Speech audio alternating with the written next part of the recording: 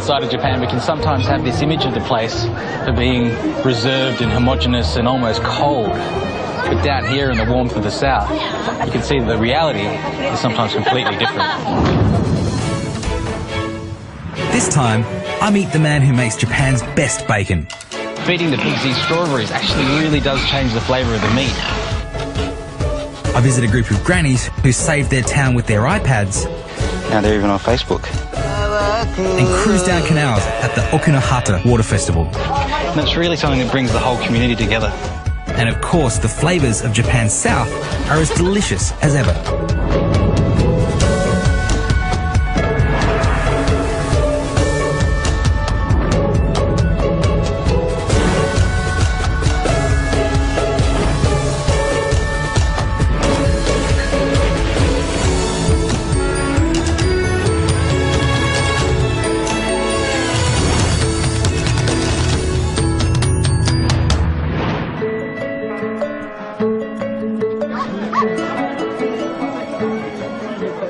For 500 years, Nagasaki has been a hub of trade and cultural exchange between Japan and the rest of the world.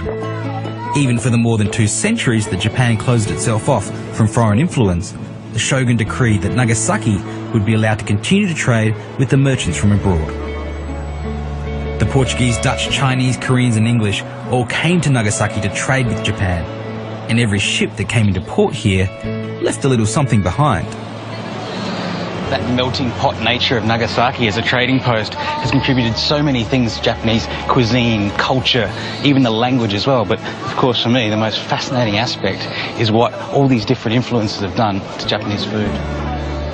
The best known as tempura, which is really just a Japanese interpretation of Portuguese fried fish. But people travel from all over Japan to sample a special local cake that was first introduced by Europeans and then perfected by the Japanese. And this here's what all the fuss is about. Castella cake, usually baked and presented in one of these beautiful wooden boxes here. The real secret for Castella is that it's made with actually a more high gluten flour than a regular cake flour. And yet, from using that high gluten flour which you'd normally use for pasta or bread, you can produce a really dense and moist and sweet cake. Making a good castella is a little complicated. It begins with a detailed preparation of specifically designed baking boxes. But if you can't get your hands on these, 2 identical square cake tins will do the trick. Now mix eggs and caster sugar over a hot water bath. In a separate bowl, combine honey, mirin and boiling water and stir until well mixed. Next, whip the egg and sugar mixture until it's light and fluffy and can hold a ribbon. Then add the honey mixture and whip for another minute. Sift in the flour and gently fold in the butter. Scatter raw sugar crystals into the base of the box and then in goes the cake batter. Now the baking. Place the lower box into a 210 degree oven for 10 minutes. Then lower to 160 degrees before adding the upper box and lid. Then bake for another hour. The upper box allows the cake to steam for a deliciously moist result. Now wrap it in plastic and leave it wrapped overnight before slicing and serving.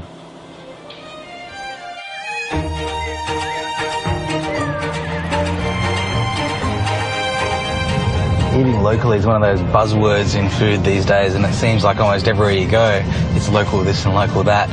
But here in the outskirts of Fukuoka Prefecture, I'm here to see a guy who's taking local to a whole new level. There's an old saying in Japan that if you stick your head up out of the crowd, it'll get chopped off.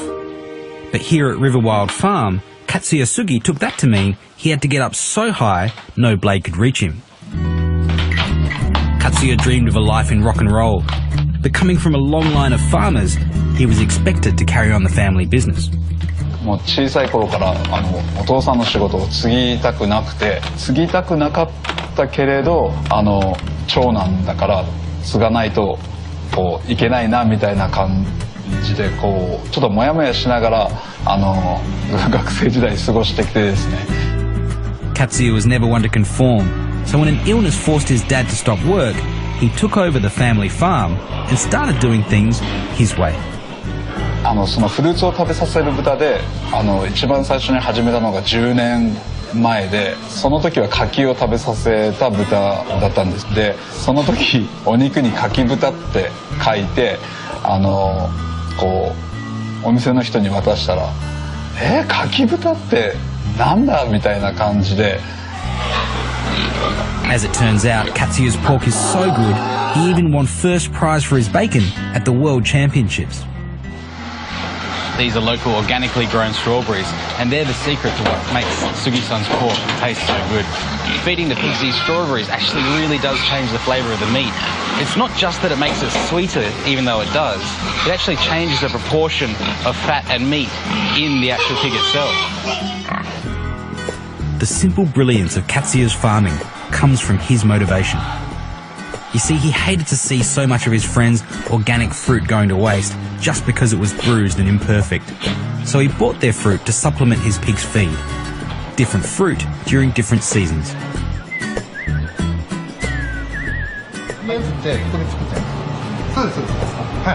Now, Katsuya's expanded the family farm into charcuterie, a retail shop, and even a cafe. But when it comes down to it, I just can't wait to try the famous persimmon pork. So Katsuya and I have struck a deal. He'll give me as much pork as I want, as long as I cook it for him and his fruit farmer friends. For Sugi-san and his gang, I've decided to do a bit of a speciality from this region. It's burakakuni, or sweet stewed pork blocks. This is pork belly, and it's had both the skin and the bones removed. I'm just going to cut that into really big, large blocks. Once you've seared the blocks, it's time for the first braising. We start to add a couple more flavourings. Some onion and some ginger. It's actually a two-step braising process. The first braise is really going to put some flavour into the pork, but mainly tenderise it. And a secret ingredient is this, rice. You've always got to wash rice before you cook it, because as it's packed and shipped around, it creates a dust. And that dust is starch and proteins. Most people pour this starchy water away, but it's actually fantastic for braises or cooking vegetables. So I can get the heat on that, bring it to the boil, and drop on one of these. This is a drop lid. It serves a similar purpose to a cartouche in French cooking, and it just holds simmering solids underneath their simmering liquid. You leave the pork to simmer for 3 or 4 hours and then take it out of the stock and leave it overnight in the fridge. Then it's time for the second braising. And here's our braising stock. Start with dashi, and then some other flavourings. Mirin, sweet rice wine, sake, soy sauce, and I'm using 2 types of sugar. First is like a dark, raw, black sugar as it's called in Japanese, or brown sugar in English, and then just regular white caster sugar. Put our drop lid back on, and this has to now simmer for about 45 minutes to an hour. Of course, we need a few veggies to go along with this.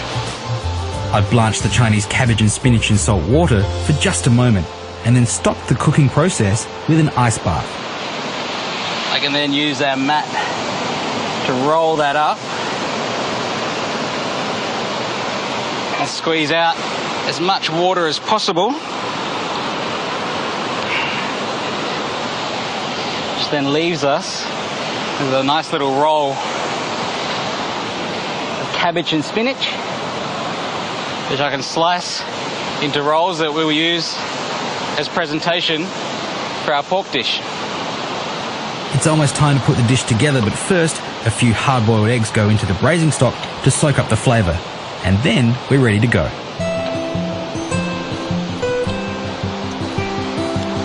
Just a few pieces of our incredibly tender pork. Fish out one of our eggs. And these eggs have just taken on some of the colour and the flavour of this braising stock. A few of our cabbage and spinach rolls. And I'll finish that off with a touch of the braising liquid. A little squeeze of Japanese mustard. And just some chili threads as a garnish on the end. And that's it. Our Nagasaki style pork kakuni.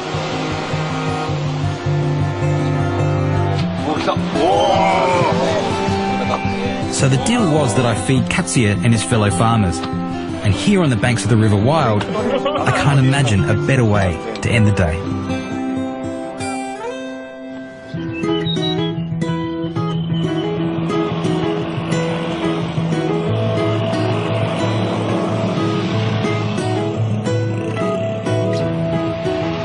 I've popped over to Shikoku, the smallest and least popular of Japan's 4 main islands. Stopping off on my ride for a spot of the local fermented tea. I'm kind of thinking that it's not often you get somewhere this isolated in Japan. There's not much around here and I haven't seen a bank or a convenience store for a while. And you kind of think, what do people around here do? They're surrounded by all this wonderful nature, the cedar groves, the wildflowers. But the people in this town, they've taken all that nature and they've turned it into something really extraordinary. Kamikatsu is a small village where the mostly elderly locals have become quite famous in Japan. Part of it's because these grandmothers act more like teenagers than senior citizens. But mostly it's because theirs is a wonderful story of triumph in the face of adversity. This region used to grow mandarins, until about 30 years ago heavy frost wiped out the crops. It was a disaster. Farms closed and many of the young people left to find work in the cities. Yokuishi Tomoji was one young man who stayed behind, and he came up with the ingenious idea of using the beautiful natural environment that surrounded them to supply seasonal leaves to Japan's top restaurants to use as garnishes. The business was a smash hit, and these days restaurants all over the country make their orders online. And the townsfolk use tablets and smartphones to compete and collaborate for the business.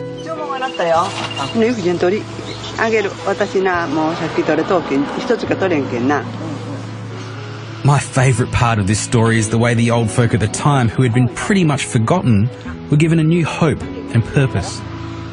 The man who made it all possible is now loved as a local hero, and his business has breathed new life into this town, season to season and generation to generation. これは日本の文化、葉っぱビジネスは日本の食文化であって、料理を彩るものなんですね。日本料理を彩るものです。ですから季節感を大切にしていかなければいけないものであり、人の心を和ますものでもあります。These iris buds are used for Boys' Day. It's a upcoming holiday, and it's they signify spring. So they're very popular around this time of year. When you think about it, it's a really ingenious idea. We have a community here where people were already growing and planting and doing things, but then to supplement that with the nature that's around them and to organise the community in a way that kind of brings people together is quite incredible and quite special, really. 葉っぱビジネスの成功はその一人一人のに役割ができたことだと思います。これが笑顔の源だと思います。肩と彩りだけが普通のインターネットを探してるとか。いいね、違います。Facebook もやってます。あ、Facebook もやってますか。はい、面白い。じゃあ友達になります。はい。30 years on, and Iridori is thriving. It turns over $2 million every year and employs 400 locals. Even better, more young people are now moving into town, and as the icing on the cake, their story is now a blockbuster movie. It's now my absolute pleasure to cook a brand new recipe for the leaf-collecting grannies of Kamikatsu. A great chef once told me that the wonderful thing about creativity in cooking is you can take ingredients that exist separately in the natural world and combine them together in one dish. And so I'm using something from this area here, this mountain potato, and I'm combining that with prawns from the sea. The dish I'm making today is called prawn shinjage with shiso and pickled plums. The first step is to grind some prawns with salt and sake. Into that, I'm going to add our mountain potato. It's got such a unique texture to it. It's really slimy and sticky. I'll just take the skin off that. and then grate it straight into our mortar and pestle. Doesn't look the best going in, but the interesting thing about this ingredient is once it's cooked, it kind of becomes really fluffy and light. Just some potato starch. Of course, if you didn't have access to Mount Potato, you could always just use potato starch instead. Add my last ingredient, which is just some really finely chopped onion. Just leave that in the fridge to come together for about half an hour. Next in is just some okra that's been grown locally. Just put them into some boiling water just for a minute or so. Refreshed in nice water. Drained, and we're ready to go with that. We're not quite done with our mountain potato yet. I'm just going to cut it into some battens that we can serve with our little prawn fritters. These are our last two ingredients. These are pickled plums. Just roughly chop the plum flesh. It's very soft, so it all just kind of falls apart as you chop into it. Now for our shiso. Just split out the central vein and then stack the ends on each other so that they line up the same way. Just roll this up into a kind of cigar shape, and that'll help us to slice this really finely. Shiso is this minty, peppery herb. If you don't have access to this, I'll just leave it out of the dish. Just fluff those up. Set them out into a large bowl.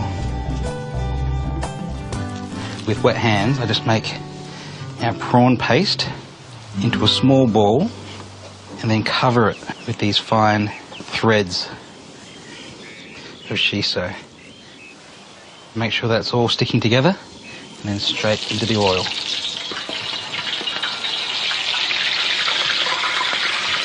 A pair of chopsticks to keep them moving in the oil.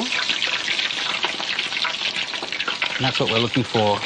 The prawn and the potato should be coming nice and golden on the outside, and the crispy shiso still stays green and crisp. But of course, this is where this town really comes into its own. These leaves here are hasuimo. They're kind of large relative to the potato family, so it really works to serve it with this dish.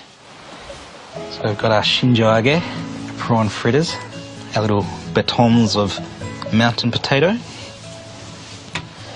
and our blanched okra.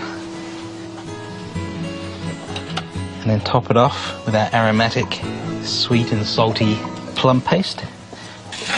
And that is our dish, ebi, or prawn shinjoage, with shiso and pickled plum. And even though this booming business has brought the youngsters back to Kamakatsu, the best thing to come out of all of this is that it's keeping these beautiful grannies young at heart.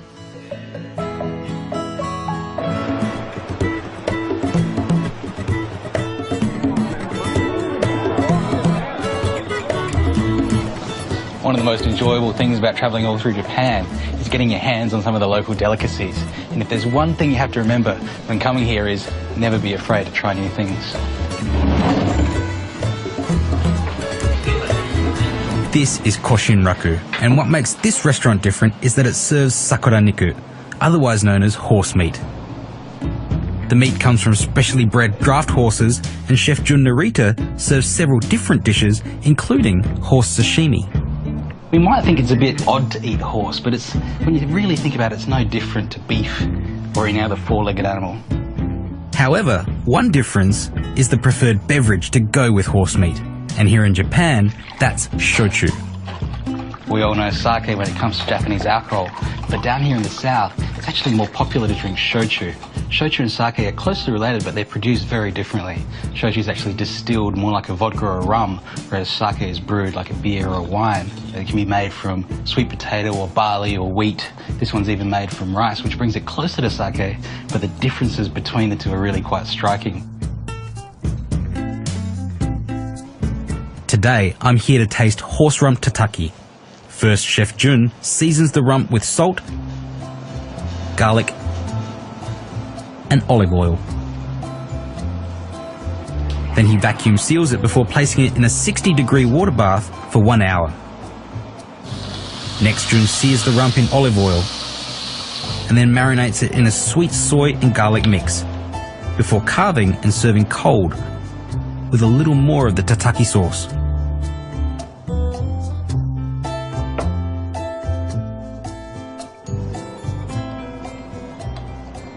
The flavour of the horse meat is actually really lovely. It's very similar to beef, but just sort of lighter in texture and in flavour, almost like a veal in a way. And there's a huge amount of flavour you get from that sauce that it's been marinated in, strong kick of garlic, and then this sort of zing of horseradish at the end of it. It's a lovely, lovely dish. It goes perfectly with a glass of shochu.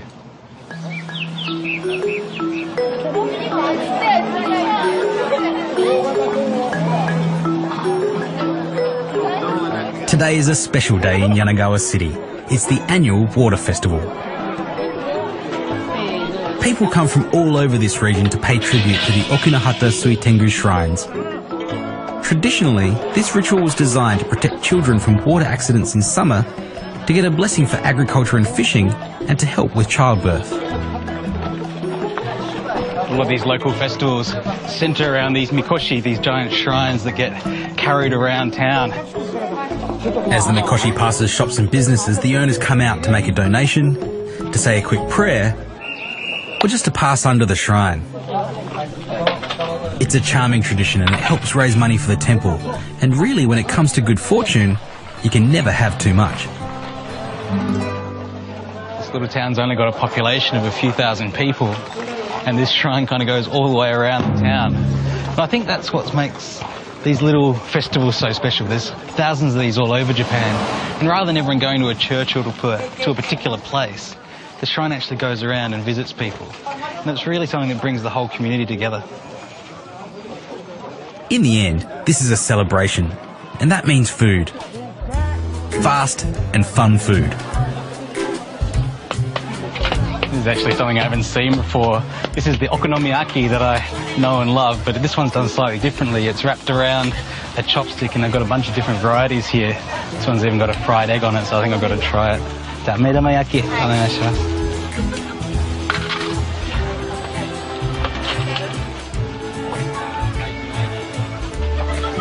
ありがとうございます。Looks good. There's not much more iconic of a Japanese festival than this kakigori. Basically just a snow cone. But every kid grows up knowing that their summer festivals are coming, and these are one of the favourite Japanese childhood memories. A bunch of terrifyingly artificial flavours. Hawaiian blue, cherry, the kind of stuff that gives parents heart attacks. Maybe some cola as well. Probably a few years too old for it, but what the hell.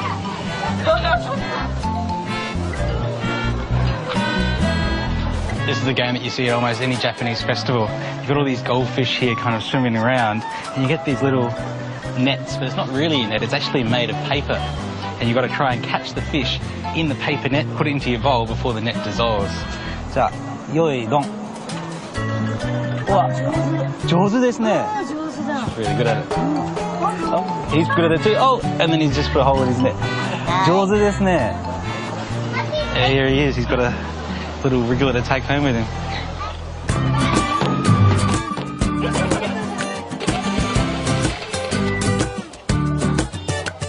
Nothing better on a hot summer's day than a piece of pineapple on a stick. So I paid for one stick, but I can either draw another stick and see if I can win some more, or we can go rock, paper, scissors for it. So let's go. Janken shou.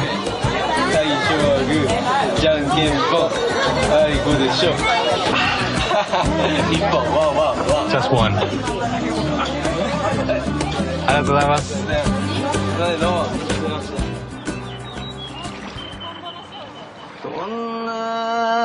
街角川下りなるく水清く萩のふるさと Yanagawa City is known as the Venice of Japan.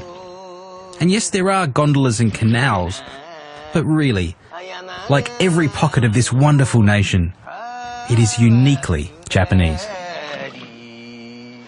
places like this are just absolutely stunning. You know, they're not on the tourist trails, they're not on any main railway stations. It's not about big temples or beautiful sights. It's just the kind of community that's everywhere in the world until you take a few moments just to stop and look around you. You don't realise quite how lucky people are to be living somewhere like this.